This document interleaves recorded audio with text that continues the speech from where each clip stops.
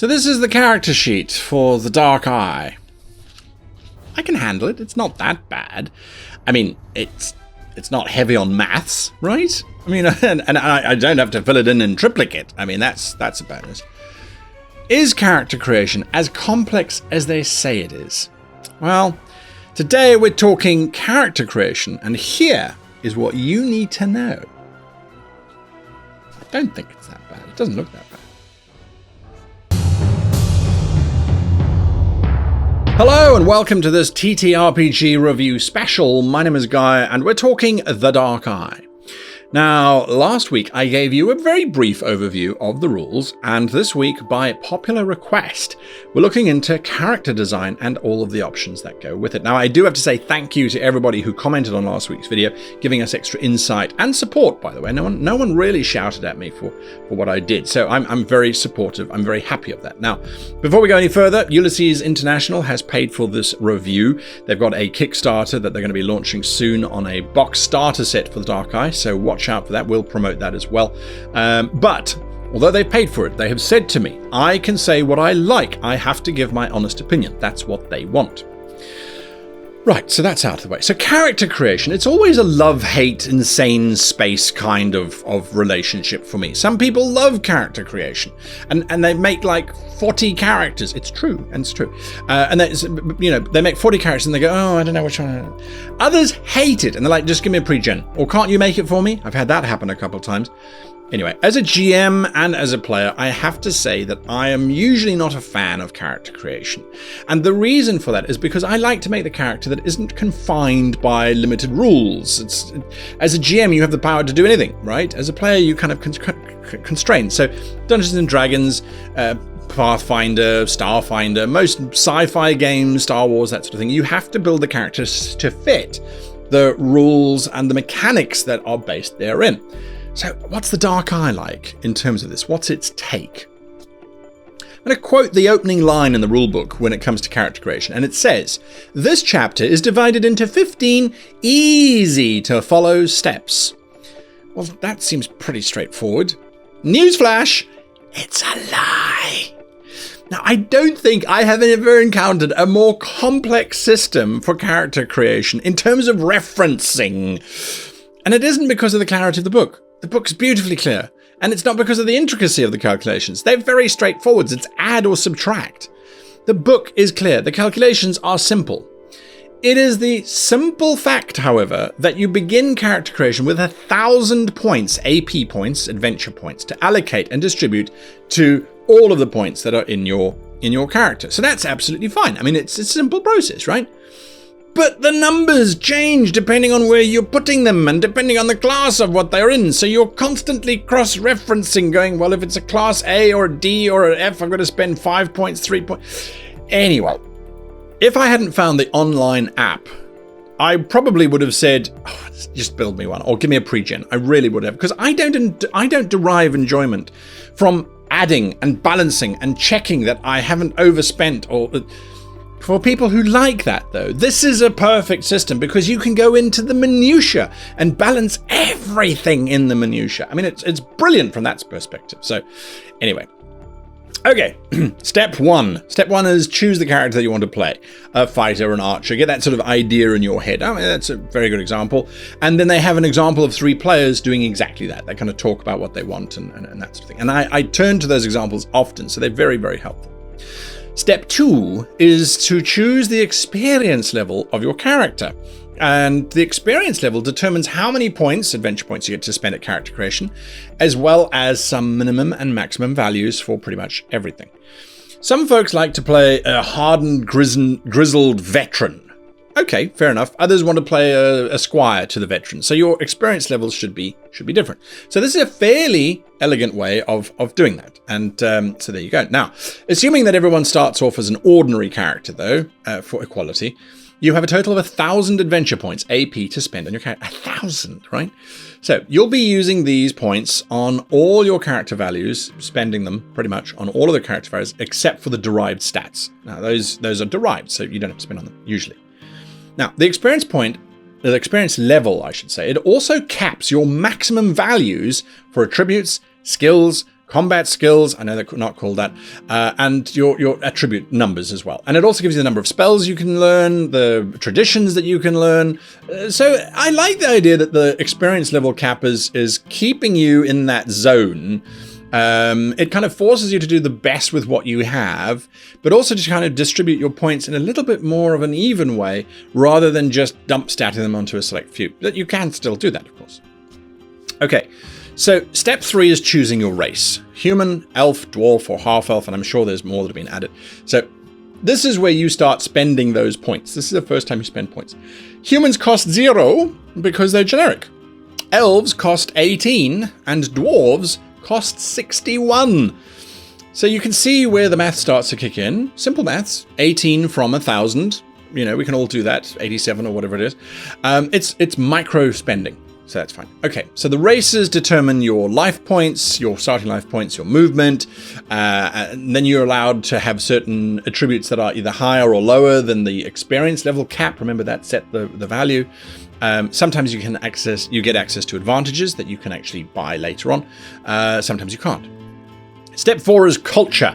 Now, this is critical in determining your languages, your starting skills, and a whole bunch of stuff. So there are 25 cultures to choose from in the core rulebook, and each one has its own cost. So those 1,000 points begin to get whittled down quite quickly. Each culture adds to your skills, and it actually adds quite a lot, as in usually it's 8 or 9 skills get a bonus of +1 or +2. So that's quite useful. So the culture is really the defining moment when your character starts to actually become a unique individual. And I do like that. It speaks to cultural upbringing and programming, how to make a human, all those kind of wonderful things. Step 5 is the most daunting step, at least until you read what it is, and then it becomes awesome. So it's daunting because there's like tables everywhere, and you're like, oh my god, and then you realize they're actually there to help you. So here you are allocating your adventure points to your attributes. You are changing your ability values, your abilities, so courage, sagacity, etc., etc., etc. So remember, all your die rolls are based off of your abilities, not your skill values. So raising your ability scores raises your chances of success. Raising your skills value raises your chance of succeeding better, basically. So if you look at it like that, you want your abilities to be high and you want your skills to be high, but your abilities are more important. Now, every character begins with a flat 8 in every attribute. Okay, well, that's no problem. Except that you have to pay for those 8 points, which costs you 64 of your AP points. And you go, well, if everybody has got the same value, if everyone starts with 8, then why don't we just flat 0 that out? And then you don't have to do that additional 64 maths. I mean, maybe it's me. Anyway. Okay, then if you want to increase an ability score from 8 to 9, you need to pay 15 AP. From 9 to 10 is 15 AP, and so that's absolutely fine. But remember, your race has put, and your experience point level, has put a cap on how high you can raise those abilities. Now, it's usually somewhere around the 14 mark, so you can't spend more AP to raise an ability above 14, only up to 14. The sliding scale, and this is where it starts to get complicated now, is then starts to kick in, because the higher the attribute is above 14, the greater the cost. So leveling up later on, for example. So for example, if you raise from an 18 to a 19, it costs 90 AP points. Things get tougher as you level up. I like that. It makes sense. It really does make sense. So that's okay. So you start by raising all of your scores, and you're trying to keep them under the cap of the experience level and of the race, and you're like, oh yeah, that's brilliant. But oh yes, your experience level also limits the total score of your attributes, and they can't add up to more than 100. So you could raise all of your stats to 12, and then have four points to spend somewhere else. And that would create a very balanced character. It really would. Anyway, to take the headache away of having to keep track of how many points you spend, keep track of how far you are, how close to 100 you are, and all of that kind of stuff, they've generated a whole bunch of tables which you can choose from, and it's like, yeah, this costs 540 AP, and nothing breaks the rules, and it's a stat array that you're basically buying. That's brilliant. That's absolutely, absolutely wonderful. Okay, good. That's me sold. Nice little attention to making life easier. Step 6 is profession. This is a tricky section because in order to take a profession, you need to qualify for it. And the first thing to qualify for is your experience level. And if you're not of the experienced experience level. If you're just a normal character, you kind of don't really get access. You don't get access to them. And secondly, even if you did have the experience level, you have to meet the prerequisites. Some have them, some don't have them. But once you get through all of that, you can then spend AP and get a profession. Now, it gives you everything you'd like. Combat skills, regular skills, as well as suggestions for making the character better suited to their profession. Very nice. So it's like bard or entertainer or scribe or apothecary. It's something that you'd spend a lot of time learning on. So it does make sense about the experience thing, but it's odd. Step 7 is the easiest step from a common sense perspective. Here you get to spend 80 adventure points buying advantages, and you get adventure points back by selecting disadvantages. If you only take disadvantages, the AP points that you're getting back, you can then spend later on in skills, for example. Either way, the advantages give you exactly what you'd expect. Most of them have limits, so you can't choose the handsome advantage to gain advantage on something, and the ugly disadvantage. You can't have them both at the same time. It doesn't make sense. You go, well, that makes sense, right? To be a magic user, you have to have the advantage called spellcaster. To be a cleric, you need to have something that gives you karma points. You go, okay, all right, there we go. You buy what you like, and then you move on to step 8. And that puts us officially halfway there in the character creation process. And it hasn't been too difficult when you go slowly through it. Now, the next step, that threw me. Step 8 is called Improve Your Abilities. And you go, what? But we've just done that. We did that 2 steps ago. It's not your character ability scores that the book is referencing. It's your character skills and skill-like scores. But there are a whole bunch of things in there, so they're called abilities. But it's not. It's just the chapter, its number step is improving your skills. Okay, if you just said that, then it would make sense. And you improve your skills by spending AP points, right? Yes and no. Each skill and combat skill, and I know that's not what it's called, it's easier for everyone to follow, okay? Anyway, so skills and combat skills, each has a rating from A through to E, 5 ratings. Most skills are rated A to D. Combat skills are B to D, usually. So to buy more points in a given skill, you reference a table, the A to B to D table, and depending on the skill rating, you spend more or less points to increase its value. So an A-rated skill costs 1 point to be able to use and upgrade. A D-rated skill costs 4 points. So like attributes, where there are also fixed values, you can't go above a cap, and attributes is 14. Skills, it's 12. I mean, let's make it different because we can.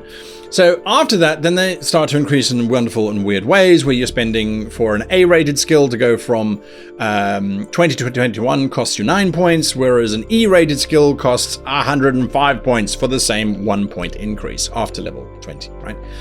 So at character creation, I know that doesn't matter a huge amount because you are capped on how many skill points you can buy per skill based on your experience level. But it does mean that each skill needs to be referenced independently to work out its increased cost.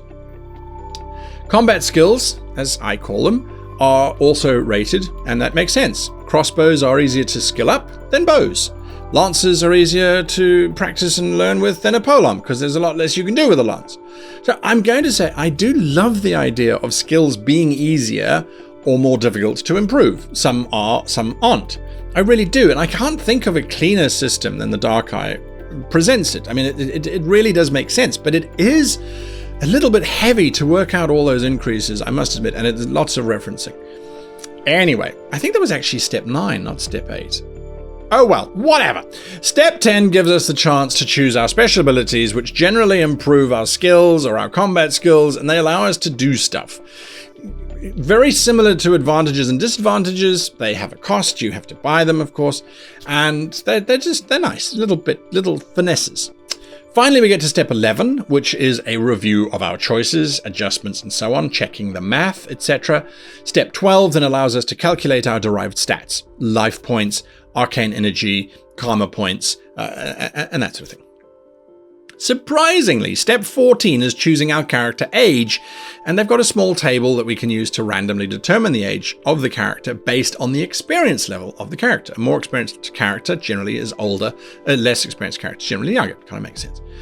Finally, step 15 asks for our character name. And you go, well, Whew, we're finally there. So it seems complex, and at first, the first time you make a character, it can be very frustrating, keeping the numbers in the right values and below the caps and paying your 1,000 points correctly and just double checking and cross-referencing. But I do believe, however, that you end up with a very robust and certainly individual character. Now, of course, the more you read the abilities and the skills and advantages and all that kind of wonderful stuff, the easier character creation becomes. But that's normal for all games, right? Anyway, thankfully, however, there is an official or unofficial app, I should say, Optolith, however you want to pronounce it. You can pick it up from DrivethruRPG. It's pay what you want. You can download it. Of course, I put the link down below. And what it does is it walks you through the entire process.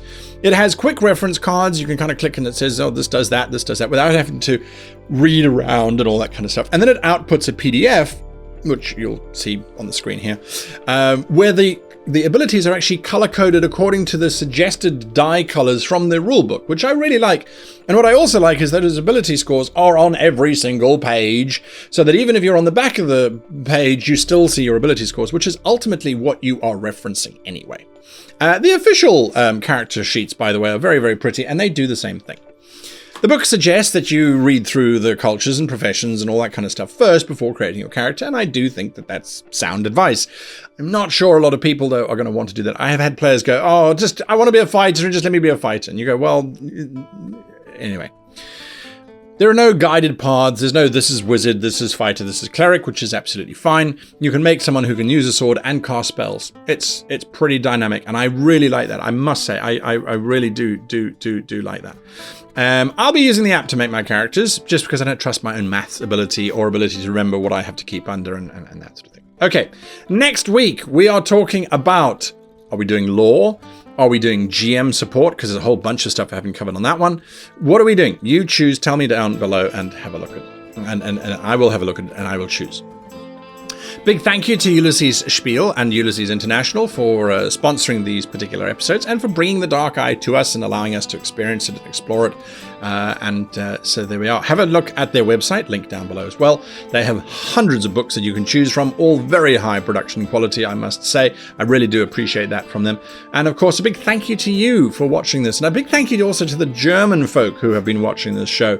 I must admit, there's been lots of input from that community, and it's been brilliant to absolutely see. So yes, let me know down in the comments down below what you want to see next week, and we will go from there. So that's it from me on character creation in Das Schwarze Auge. I wish you and yours the very happiest of gaming, or as we might say, auf Wiedersehen.